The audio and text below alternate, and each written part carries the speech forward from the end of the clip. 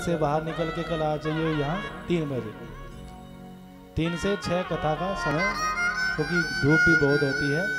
तो सारे गांववासी बड़े भाव से श्रद्धा से कथा श्रवण करें। तो कथा चल रही थी नारद जी महाराज की। नारद जी महाराज ज्ञान और वैराग्य को ठीक करने के लिए सब जगह घूमे थे।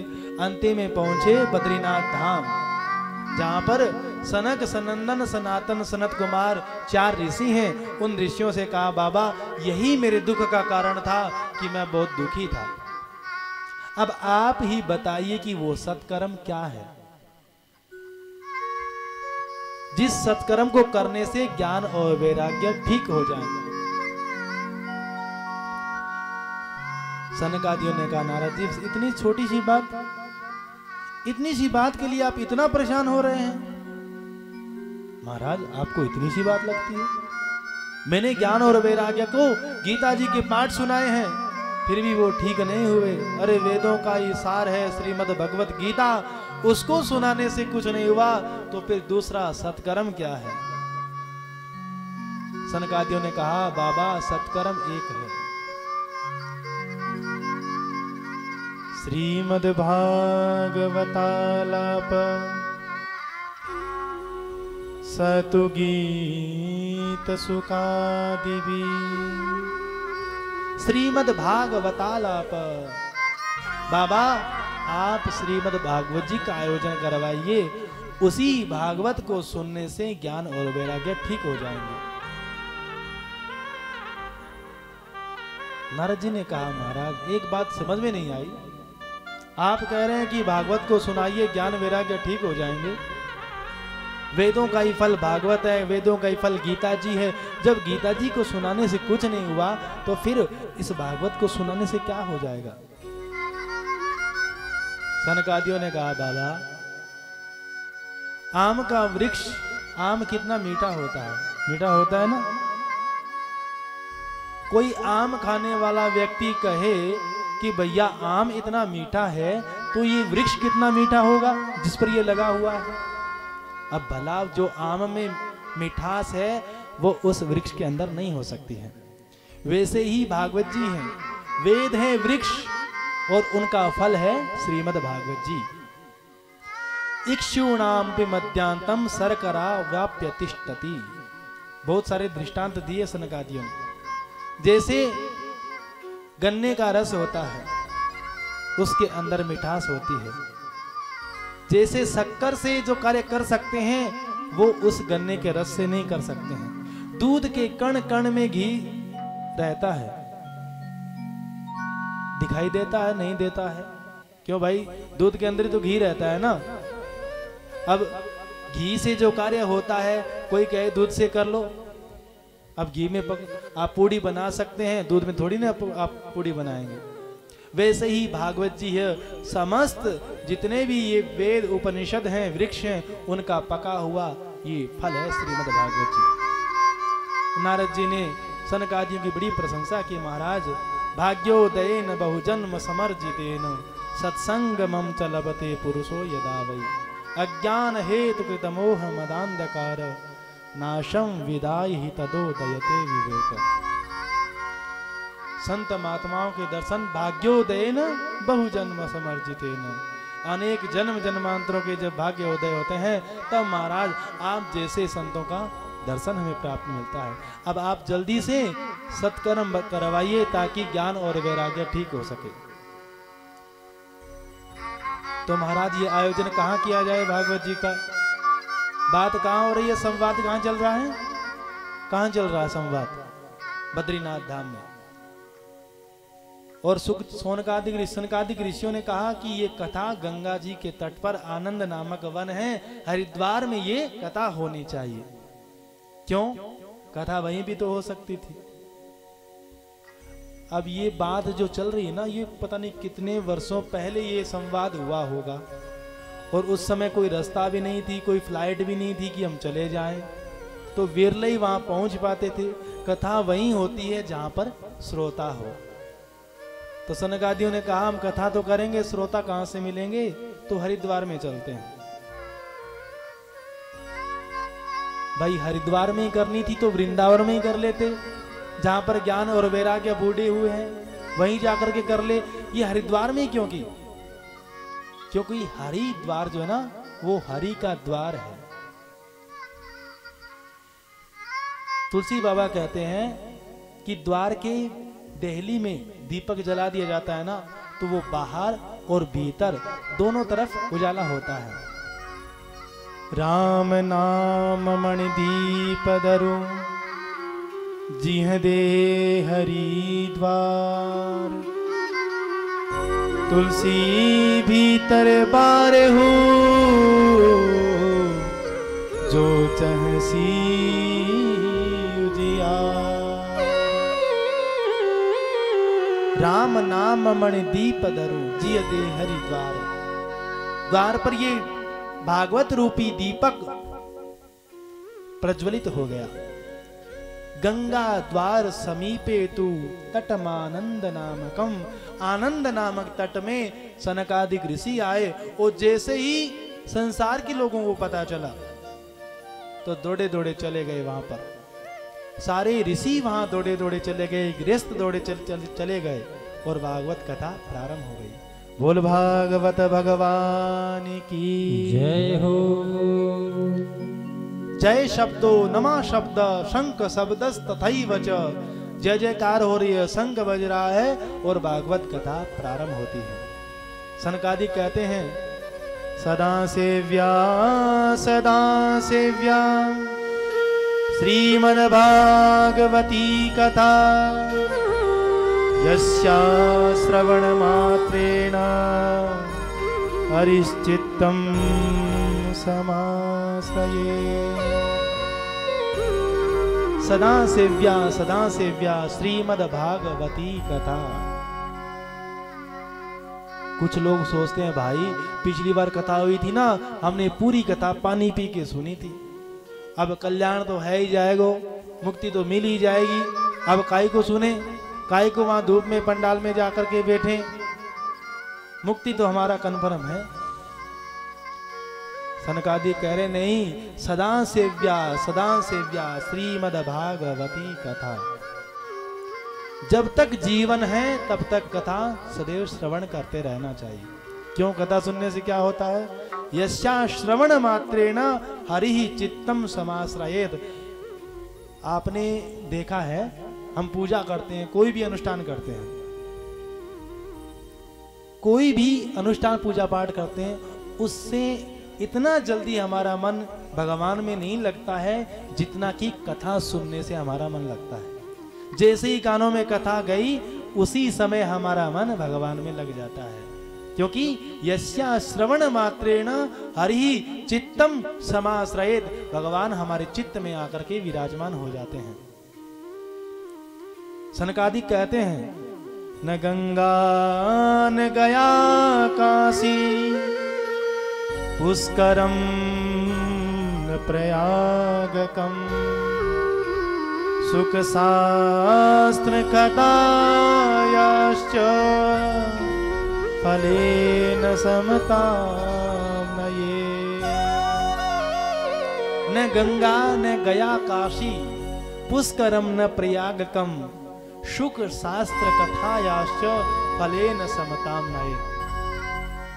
जो कभी गंगा जी नहीं गया हो, जो कभी काशी नहीं गया हो, जो कभी पुष्कर नहीं गया हो, जो कभी प्रयाग जी नहीं गया हो, अगर सुखदेव भगवान का एक श्लोक भी कान में पड़ता है, आधा श्लोक भी कान में पड़ता है, तो फलेन समताम न येत, वहां जाने से जो फल मिलता है उससे श्रेष्ठ फल हमें यहाँ कथा सुनने से मिल जाता है। इसलिए जब संस्कृत के श्लोक उच्चारण हो ना, तो उनको बड़े ध्यान से श्रवण करना चाहिए। भले ही संस्कृत समझ में नहीं आती है, लेकिन आत्मा समझ लेती है। जब भी आप विचार करना, जब हम संस्कृत के श्लोक बोलते हैं तो आपका मन बड़ा प्रसन्न होता होगा, आपको समझ में भी नहीं आता होगा, क्योंकि भागवत के जो श्लोक हैं वो हैं ये ऐसे।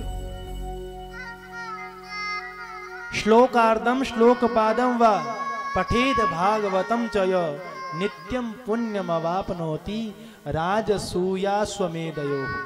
जो नित्य भागवत का एक श्लोक, आधा श्लोक, चौथा भाग भी अगर श्रवण कर लेता है तो उसे राजसूय अश्वमेध यज्ञ का जो फल प्राप्त होता है वो भागवत कथा सुनने मात्र से हमें मिल जाता है। तो अब हम तो अश्वमेध यज्ञ कर चुके हैं क्योंकि हमने कथा सुनी है। इसका फल क्यों नहीं मिलता है हमें? क्योंकि हमें विश्वास नहीं होता है। भैया व्यास जी कह रहे हैं ऐसे कोई थोड़ी ना होता है, एक श्लोक सुना और अश्वमेध यज्ञ का फल हमें मिल जाए, बस यही हम मार खा जाते हैं। विश्वास होना चाहिए, विश्वासो फलदायकम। सनकादिक कहते हैं जिसने मानव जीवन पाकर के कभी जीवन में भागवत की कथा नहीं सुनी, उसने तो अपने माता को कष्ट देने के लिए जन्म लिया है। मिथ्या स्वजन्म जननी जनि दुख भाजा। उनको देवता गाली देते हैं, देवता लोग। दिक्तम नरम पशु समम भविभार रूपम एवं वदंती दिविदेव समाज मुख्य। सनकादि कहते हैं जिसने जीवन में कभी कथा नहीं सुनी वो पशु के समान है। पशु में और हम में अंतर क्या होता है? क्या अंतर होता है? उनकी पूंछ होती है, हमारी पूंछ नहीं होती ना। पशु और हमारे में अंतर क्या है? अंतर यही है कि हमें भगवान ने विवेक दिया है, हमें भगवान ने बुद्धि दी है। भोजन तो उनको भी मिल जाता है, रहने को उनको भी स्थान मिल जाता है, फिर अंतर क्या है? अंतर यही है कि वो भगवान का भजन नहीं कर सकते हैं और हम ठाकुर जी की कथा सुन सकते हैं। देवता लोग आकाश से गाली देते हैं, देखो मानवों को भगवान ने मनुष्य बनाया और कभी कथा नहीं सुनते हैं। एवं वदंती दिविदेव समाज मुख्य। कथा चल रही थी तो कथा के बीच में ही भक्ति सुतौतौ तरुणों गृहीत्वा प्रेमैक रूपा सहसा विरासित श्री कृष्ण गोविंद हरे मुरारे नाथेति नामानि मुहुर्वदन्ति। उस पंडाल में भक्ति माता अपने पुत्र ज्ञान और वैराग्य के साथ प्रकट हो गई। बोली भक्ति मैया की जय हो। जो ज्ञान और वैराग्य बूढ़े थे वो जवान हो गए भागवत कथा सुनने से। भक्ति माता ने कहा मैं कहां जाऊं, कहां बैठूं? संतों ने कहा निरंतरम वैष्णव मानसानी। मां आप जितने भी हमारे भक्त समुदाय हैं उनके हृदय में जाकर के आप विराजमान हो जाइए। और भक्ति माता सब में आकर के विराजमान हो गई। नारद जी ने पूछा महाराज इस कथा को सुनने से, भाई भक्ति माता तो भक्ति माता थी तो उनका उद्धार हो गया, क्या कोई पापी का भी उद्धार होता है? सनकादियों ने कहा बाबा आप पापी की बात मत करो। जिसने जीवन भर पाप किया हो, दुराचारी किया हो, अगर वो मरने के बाद में भी कथा सुन लेता है उसका भी उद्धार हो जाता है। अच्छा महाराज कोई प्रमाण है आपके पास? बोले हाँ प्रमाण है। एक बहुत ही सुंदर इतिहास सुनाते हैं सनकादिक नारद जी को। एक तुंगभद्रा नदी के किनारे एक गांव है, उस गांव में एक ब्राह्मण रहते हैं, उनका नाम है आत्मदेव। बड़े ध्यान से आप श्रवण करें, भागवत जी की बड़ी सुंदर कथा है। आत्मदेव की पत्नी का नाम है श्रीमती धुंधुली देवी। पंडित जी बड़े सीधे साधे। गांव में कोई नामकरण होता है, विवाह होता है तो बेचारे विवाह करने चले जाते हैं, नामकरण करने चले जाते हैं। जितने पंडित जी सरल उतनी उनकी श्रीमती जी विपरीत। भागवत जी में लिखा है लोक वार्ता रता क्रूरा प्रायसो बहुजल्पिका सूरा चहग्र कृत्येषु कृपणा कलह प्रिया। उसे कलह बहुत प्रिय था। काम तो कोई था नहीं, पंडित जी कोई बिजनेसमैन तो थे नहीं कि बिजनेस संभालना हो, तो पंडितानी बेचारी इधर उधर जाती और कलह करवा करके खूब प्रसन्न होती। आदमी ने उनका झगड़ा करवा दिया। कृपणा कलह प्रिया। अब नाम जैसा नाम वैसा ही गुण, धुंधुली। तो उनको अब ब्राह्मण देवता जो है ना वो बड़े संतोषी हैं, भगवान ने जो दिया उसमें संतुष्ट रहते हैं। लेकिन जिनकी जन्म पत्रिका देखनी हो तो आप पंडित जी उनके भविष्य के बारे में बताते हैं। अब सामने से जजमान जी बोला, महाराज आपके तो कोई घर में संतान नहीं है, बोला आप हमें क्या पुत्र दोगे? पहले अपनी कुंडली देखो, आपके घर में कोई पुत्र क्यों नहीं है? अब ब्राह्मण देवता को कोई कष्ट नहीं था कि मेरे घर में संतान नहीं है, क्योंकि उन्हें पता है भगवान जो देते हैं वो हमारे हित के लिए देते हैं। लेकिन सोचा, एक दिन मन में आया, भाई भगवान की इतनी पूजा करता हूं, मेरे घर में ही संतान नहीं है। दुखी हुए, बहुत दुखी हुए। दुखी होकर के जंगल में चले गए कि जाकर के अपने शरीर का त्याग कर दूंगा। लेकिन भगवान का जो भक्त होता है तो भगवान किसी न किसी रूप में आ जाते हैं। भगवान एक संत का रूप बना करके उस आत्मदेव जी के पास पहुंचे और पूछा, कथम रोदसी विप्रत्वम काते चिंता बलीयसी वदत्वं सत्वरं मह्यं स्वस्य दुःखस्य कारणम्। अरे बाबा क्यों रो रहे हैं आप? कौन सी चिंता आपको सता रही? बोले महाराज मेरे घर में कोई संतान नहीं है। उस महात्मा ने कहा, बाबा आपकी जो मस्तक की जो रेखाएं हैं उनको पढ़ करके मैं बता सकता हूं, इस जन्म में नहीं, सप्त जन्मावधि तव पुत्रो नई वच नई वच। इस जन्म की छोड़ो, 7 जन्मों तक आपकी कोई संतान ही नहीं होगी। अब तो ब्राह्मण ने एक पत्थर की शिला पर जोर से अपना सर पटक दिया। महात्मा ने कहा, क्या मर जाओगे भाई? अभी मरूंगा, आपको ब्रह्महत्या लगेगी। अरे महाराज मुझे क्यों ब्रह्महत्या लगेगी? मैं तो इसी जन्म के लिए रो रहा था, आपने तो मेरा दुख 7 गुना बढ़ा दिया। अब या तो पुत्र दो, नहीं तो यही मर जाऊंगा और आपको ब्रह्महत्या लगेगी। उन्होंने कहा, भाई जब विधाता ने तुम्हारे भाग्य में पुत्र लिखा ही नहीं तो मैं पुत्र कहां से दे दूं? अब ब्राह्मण देवता थोड़े चालाक थे। महाराज अगर विधाता ने लिखा भी नहीं हो, अगर ब्राह्मण देवता मन से आशीर्वाद दे दे तो विधाता को अपनी लेखनी पर विचार करना पड़ता है।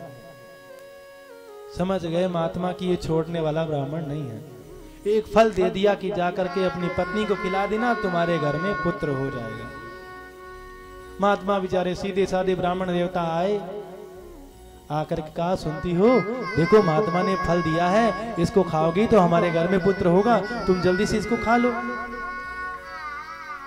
अब वो ठहरी धुंधुली, कहां से लाए महाराज, किसने दिया? अरे वो जंगल में महात्मा जी मिले, उन्होंने दिया है। अच्छा महाराज तो मैं नहा करके पवित्रता के साथ खाऊंगी। बोले खा लेना देवी। और ब्राह्मण देवता तो गांव में चले गए, हमारे घर में पुत्र होगा, हमारे घर में पुत्र होगा। अब इधर धुंधली विचार कर रही है, न जाने कौन सा जादू टोना किया होगा, कौन सा मंत्र फूका होगा, मैं नहीं खाने वाली। एक पड़ोसी आ गई, हुई राम कथा प्रारंभ। अब धुंधली का चेहरा थोड़ा मुरझाया हुआ, बहन क्या बात है, क्यों दुखी हो? अरे वो कल गए थे, पता नहीं कौन से महात्मा ने कौन सा जादू मंत्र फूका होगा, ये फल दे दिया, भला फल खाने से कोई पुत्र होता है? उस बहन ने कहा, देवी किसी महात्मा का प्रसाद है, तुम पालो। उसकी बात नहीं मानी। अगले दिन उस धुंधली की बहन आई, बहन को पूरी कहानी बताई। और बहन भी यही चाहती थी कि इसके घर में कोई संतान नहीं हो, इसकी सारी प्रॉपर्टी मेरे बेटे के नाम हो जाएगी। अरे बहन इन बाबाओं के चक्कर में मत पड़ना, भला फल खाने से कोई पुत्र होता है? एक काम करती हूं, मेरे गर्भ में बालक है और मेरे जो संतान होगी ना मैं तुम्हें दे दूंगी और तुम ये फल गाय को खिला दो। धुंधली आ गई बहन की बातों में, वो संत का प्रसाद गौ माता को खिला दिया और नाटक करने लगी धुंधली। गर्भ पर कपड़ा बांध करके गर्भवती होने का, उसकी बहन को पुत्र हुआ तो रातों रात ला करके अपनी बहन को दे दिया। और जिस गाय को जो फल खिलाया गया था, वो संत के प्रसाद ने, गाय ने भी मानव पुत्र को जन्म दिया। दोनों का नामकरण संस्कार कर रहे थे आत्मदेव। धुंधली ने कहा, सुनो 9 महीने तक कष्ट मैंने सहा है, नाम भी मैं ही रखूंगी। ठीक है देवी तुम रख लो। तो मेरा नाम धुंधुली, तो मेरे बेटे का नाम धुंधुकारी होना चाहिए। और जिस गौ ने गौपुत्र को जन्म दिया था, उनके कान गौ माता जैसे थे, तो उनका नाम रखा गोकर्ण। गोकर्णो पंडितो ज्ञानी धुंधुकारी महाकल। गोकर्ण जी महाराज बड़े ही विद्वान हुए और धुंधुकारी महाराज बड़े ही खल निकले। छोटे छोटे बच्चों को जाकर के कुआं में डाल देते। शराब पीने लग गया, मदिरा पीने लग गया धुंधुकारी, जुआ खेलने लग गया। इतने दुख दिए अपने पिता को, आज पिता को दुख होने लगा। पहले भी दुख आया था कि मेरे घर में कोई संतान नहीं है, और आज दुख आया है कि मेरे संतान हैं तो क्यों है। हमारी यही विडंबना है। आज फिर घर को छोड़कर जाने लगे। पहले भी घर छोड़कर गए, आज भी घर छोड़कर जाने लगे। लेकिन गोकर्ण जी की नजर अपने पिता के ऊपर पड़ गई। बड़ा ही सुंदर उपदेश पिताजी को दिया। पिताजी, देहेस्ति मांसरुधिरे भीमतिं त्यजत्वं जाया सुतादिषु सदा ममता विमुञ्च पश्यानिशं जगदिदं क्षणभङ्गनिष्ठं वैराग्यरागरसिको भवभक्तिनिष्ठा। देहेस्ति मांसरुधिरे विमतिं त्यजत्वं। पिताजी, इस संसार से वासना छोड़ करके आप भगवान के धाम को जाइए। बड़ा ही सुंदर उपदेश दिया। गोकर्ण जी के उपदेश को सुन करके आत्मदेव भगवत धाम को गए। गोकर्ण जी महाराज तीर्थ यात्रा को चले गए। धुंधुकारी ने अपनी माता को पीटना प्रारंभ कर दिया। माता भी एक अंधकूप में गिर के माता का भी प्राणांत हो गया। घर में धुंधुकारी अकेला 5 गणिकाओं को, 5 वेश्याओं को अपने घर में लेकर के आया।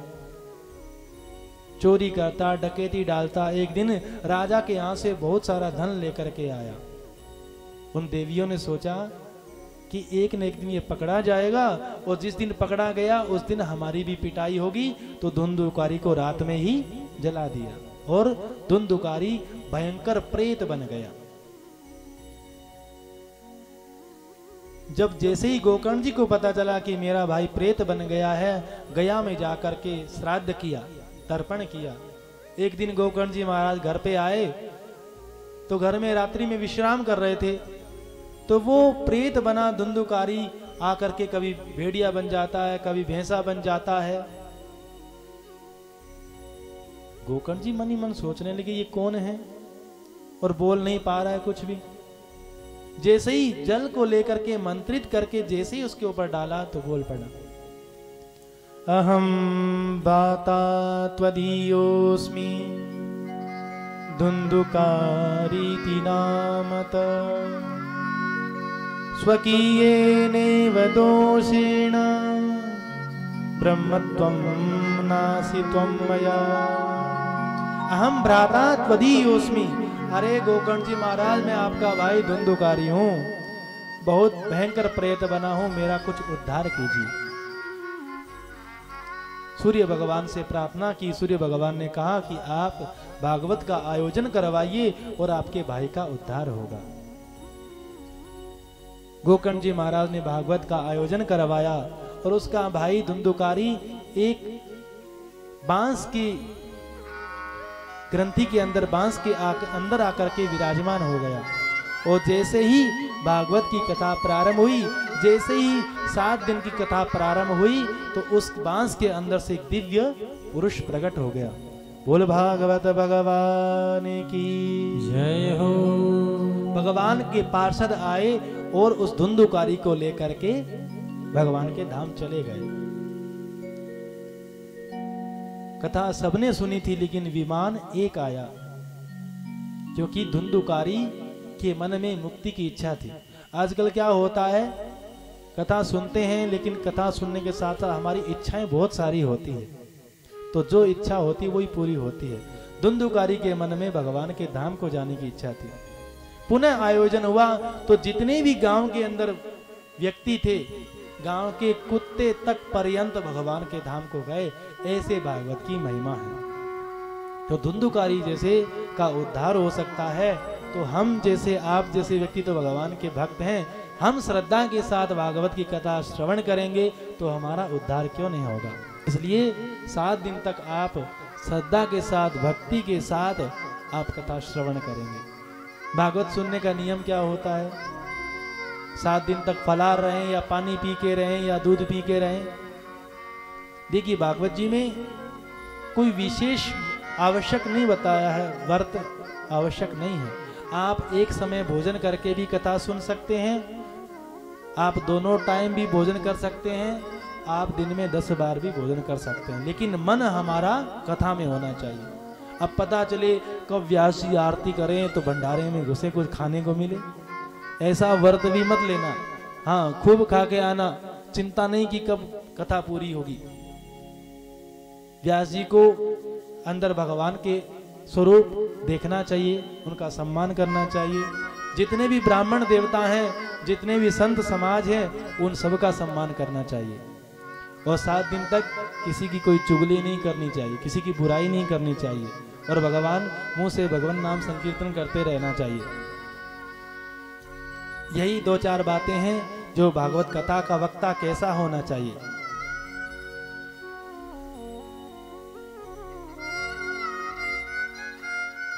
ब्राह्मण होना चाहिए।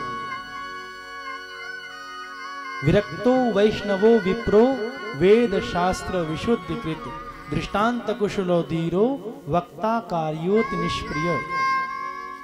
विरक्त हो, वैष्णव हो, वेद शास्त्र विशुद्धि कृत, वेदों और शास्त्रों को जानने वाला हो, दृष्टांत कुशलो धीरो वक्ता कार्योत निष्प्रिय।